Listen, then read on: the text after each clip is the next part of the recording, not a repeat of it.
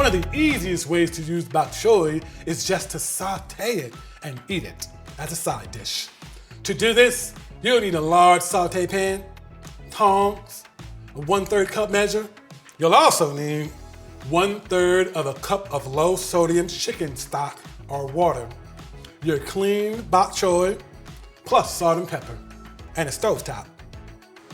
If you're using large bok choy, cut the stalks into smaller pieces, about 1/2 inch to 1 inch in size, and discard the root portion about 1 inch from the bottom.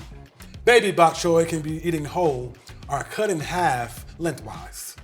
Heat your pan on the stove, add the bok choy and the chicken stock or water, and bring it to a boil. If you're using baby bok choy, you'll need to keep turning it to cook it evenly. For chopped mature bok choy, stir it a few times while it cooks. When the liquid is almost gone from the pan, check to make sure the stalks of the bok choy are just tender, about 5 to 8 minutes depending on the size of the vegetable. The dish is finished if the stems are tender when pierced with a fork. If you still need more time, you can always add more liquid. I like to add low sodium soy sauce to mine while it cooks. I think it adds great flavor. Otherwise, once it's tender, just sprinkle on some salt and pepper.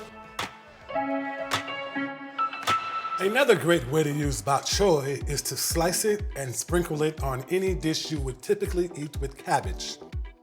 Whether it's tacos, pozole, caldo de res, or another dish. And for that, you want to use the crunchy stem part.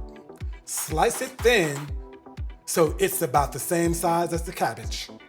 There are just so many ways to use bok choy. I hope you love this vegetable as much as I do.